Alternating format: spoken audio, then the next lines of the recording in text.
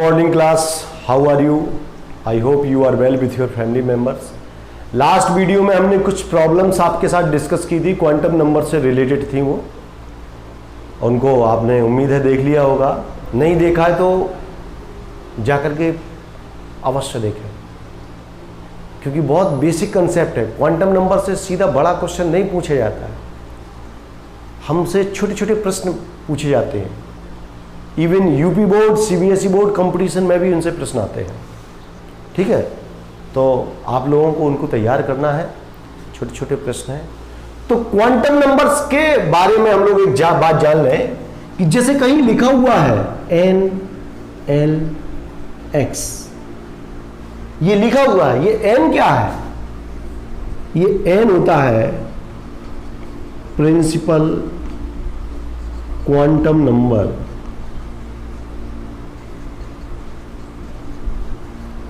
ये जो n है ये प्रिंसिपल क्वांटम नंबर है, इस ये वैल्यू ऑफ n है, यानी जिसे हम लोग सेल का इंडिकेशन देती है। और ये जो देख रहे हो ना L, ये जो L है ये एजीमुथल है, क्वांटम एजीमुथल क्वांटम नंबर है। ये सब सेल की इंफॉर्मेशन देती है। और ये जो ऊपर लिखे हुए हैं X, ये नंबर ऑफ इलेक्ट्रॉन्स है, या इलेक्ट्रॉन का नंबर कहें, कौन सा नंबर इलेक्ट्रॉन। ठीक है, तो बेटे ये क्वांटम नंबर्स को एक्सप्रेस करने के लिए ऐसे तरीके अपनाते हैं। NLX, N क्या होता है? प्रिंसिपल क्वांटम नंबर होता है, जिसे जो सेल को इंडिकेट करता है। L एजीमुथल क्वांटम नंबर है, जो सब सेल को इंडिकेट करता है। सब सेल क्या होती हैं? S P D F। S के लिए L की वैल्यू क्या होती है? 0। P के लिए क्या होती है? 1। D के लिए 2 और F के लिए L की वैल्यू 3 होती है। ऐसे ही बेटे जो सेल होती है वो cell K L M N होती है, जिसके लिए N की value N is equal to 1, N is equal to 2, N is equal to 3, N is equal to 4। ठीक है, एक और मैग्नेटिक क्वांटम नंबर होती है, उसको हम L की हेल्प से फाइंड आउट करते हैं, फॉर्मूला इस्तेमाल करते हैं -L2 + L थ्रो 0। तो ये सब चीजें हम लोग पहले से जान गए हैं। अब हम इसके बाद एक क्वेश्चन देखते हैं, इसको हटाने के बाद एक क्वेश्चन देखते हैं जिसको इसकी हेल्प से सॉल्व करना है, इस कंसेप्ट की हेल्प से उसको सॉल्व करना है। तो चलिए अब हम क्वेश्चन देखते हैं।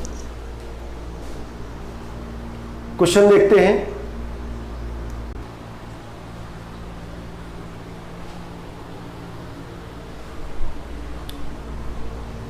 तो चलिए, ये क्वेश्चन मेरे सामने लिखा हुआ है, calculate values of N, L and M for the following।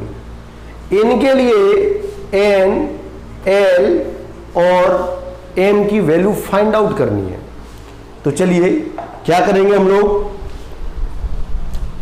सबसे पहले हमने A ले लिया, एक एक करके फाइंड आउट करेंगे नंबर A to S। तो अब इसके लिए N की वैल्यू क्या होगी भाई? N की वैल्यू 2 होगी, लिखा हुआ है। इसके लिए भी N की वैल्यू 2 होगी, इसके लिए N की वैल्यू 2 होगी। क्यों? क्योंकि फॉर्मूला भी आपने देखा था ना, क्या लिखा था हमने? उसको ऐसे लिखा था ना, N L X। ये N की वैल्यू जो आगे लिखा है वो N की वैल्यू है, इसके बाद L की वैल्यू है, तो ये N की वैल्यू हो गई, N इज इक्वल टू 2 हो गई। N की वैल्यू हमें क्या लिखना पड़ेगा? N is equal to S है, तो S के लिए क्या वैल्यू होती है? 0। अभी हमने थोड़ी देर पहले बताया था आपको कि S पी डी एफ के लिए जो एल की वैल्यू होती 0, 1, 2 और क्या होती है 3 होते हैं ये। चलिए तो अब 2s के लिए हमारे पास दो क्वांटम नंबर्स क्लियर हो गए, n की वैल्यू पता है, l की वैल्यू पता चल गई। क्योंकि s है तो s के लिए जो l की वैल्यू है वो 0 होती है, p के लिए s की वैल्यू 1 होती है, d के लिए s की वैल्यू 2 होती है और f के लिए s की वैल्यू 3 होती है। सिंपल, ठीक है। अब बेटे m की वैल्यू और फाइंड आउट करनी है, तो अगर l की वैल्यू 0 है, if the value of L is 0 then the value of M also 0, M की वैल्यू भी 0 होगी, खत्म हो गई बात। तो ये वैल्यू क्लियर हो गई, कौन, ए क्वेश्चन हो गया, ठीक है। अब बेटे बी क्वेश्चन को ले लेते हैं। बी में क्या लिखा हुआ है भाई, बी में लिखा हुआ है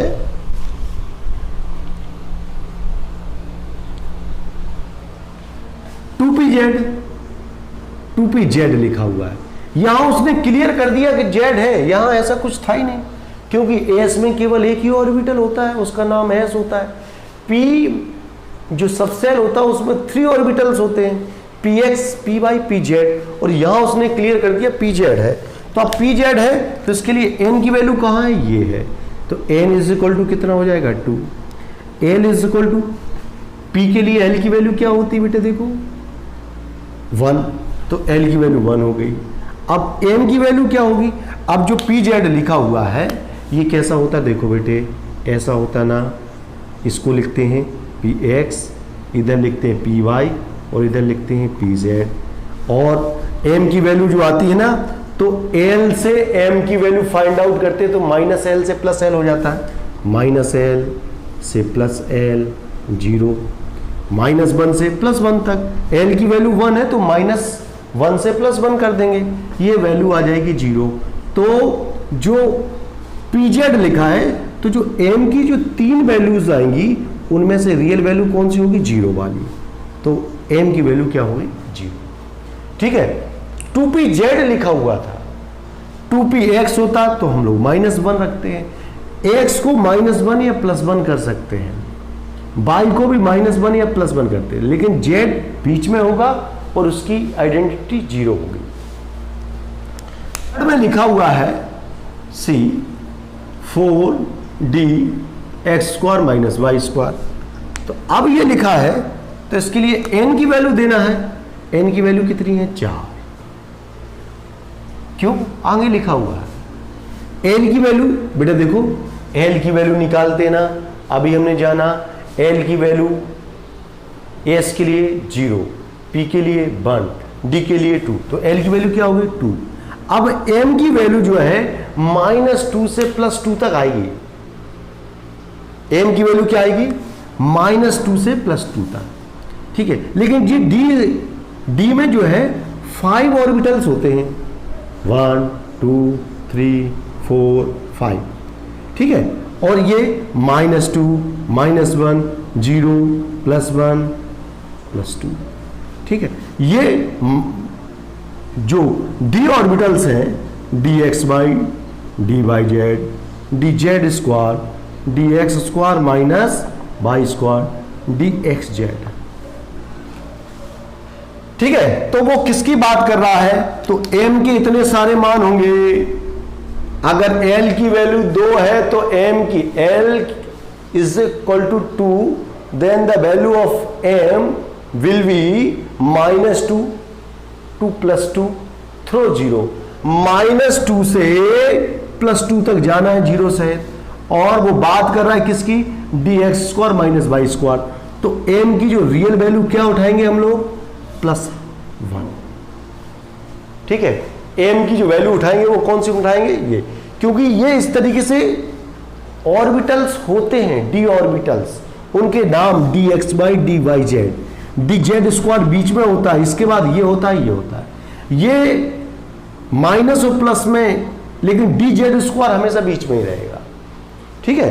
तो इसकी वैल्यू +1 हो सकती है, कहीं आपको मिल सकता है -1 भी लिखा हो सकता है, ये और ये चेंजेबल है, लेकिन dz² ये मिडिल में ही होगा हमेशा, ठीक है। चलिए अब इसके बाद लास्ट इज डी 4dz²। इसको भी यहीं सॉल्व कर लेते हैं डी को। इसमें देखें आप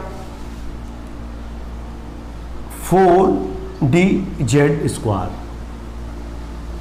ठीक है। तो अब n की वैल्यू क्या हो जाएगी 4, क्यों 4 है।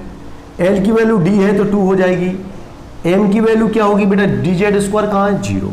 तो ये सारी वैल्यू किसके लिए आ गई, इसके लिए हो गई। तो जो क्वेश्चन था calculate values of n l m for the following, निम्न के लिए आपको n l और m की वैल्यू फाइंड आउट करनी थी, फाइंड आउट हो गई। चलिए अब अगला क्वेश्चन देखते हैं हम लोग, इसको मिटा देते हैं।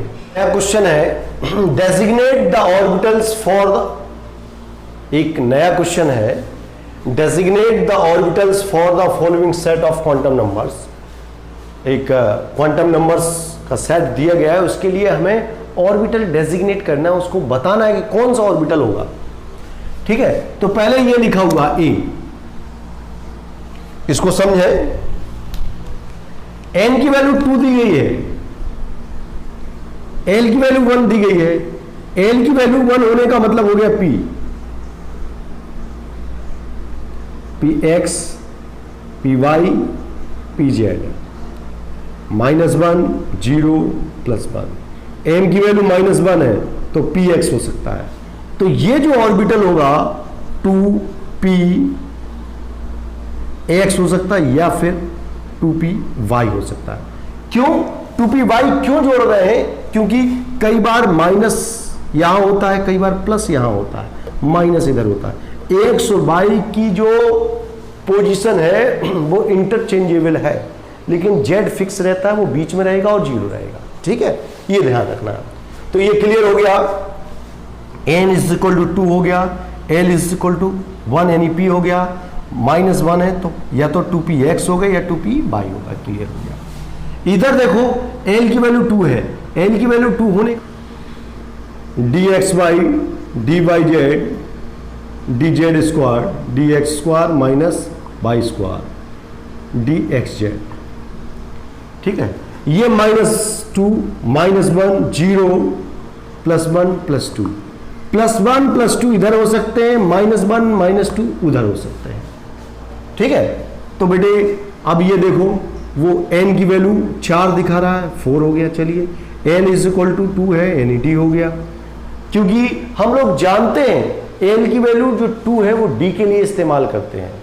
1 l की वैल्यू 1 इसका मतलब p, l की वैल्यू 2 इसका मतलब d, l की वैल्यू 1 इसका मतलब p, l की वैल्यू 0 इसका मतलब s, l की वैल्यू 2 इसका मतलब d। ये बस क्लियर है, और n तो लिखा ही है, उसमें तो कोई प्रॉब्लम है ही नहीं। तो d है, अब d में वो m = 0, m = 0 ये है तो dz² हो जाएगा, खत्म, ये आंसर हो जाएगा, ठीक है। अब देखो बेटे ये n = 3 लिखा हुआ है और ये l की वैल्यू 1 है यानी p है, तो p के लिए क्या होता है px, py और pz, -1 0 +1। अब ये ध्यान रखेंगे चूंकि 0 है इसलिए केवल z² है होगा। अगर ये इसमें -1 या -2 या -1 कुछ होता तो ये आपस में, जैसे मैंने इसको चेंज कर दिया 2px या 2py, ऐसे ही यहां भी चेंज हो जाता है। चूंकि z² 0 है तो 0 फिक्स है कि z² ही होगा। अब यहां m की वैल्यू +1 है तो यहां क्या होगा भाई, n की वैल्यू 3 है, 3 लिख दिया, l = 1 है यानी p लिख दिया। अब +1 है m की वैल्यू है तो या तो होगा 3py या फिर और 3px, या तो 3px हो सकता है या फिर 3py हो सकता है, क्योंकि -1 और +1 की वैल्यू आपस में इंटरचेंज हो जाती है, ठीक है। क्योंकि यहां लिखते हैं -1 to +1, ये +1 to -1। इधर देखो s है तो एक ही बॉक्स बनता है, उसमें तो कुछ होना नहीं है। n की वैल्यू 4 है, 4 लिख दिया, l = 0 है यानी s हो गया, m की वैल्यू s है, कोई प्रॉब्लम नहीं, 4s हो जाएगा। इसमें देखो भाई n है तो n की वैल्यू कितनी है 3 है, 3 लिख दिया, एल की वैल्यू दी गई है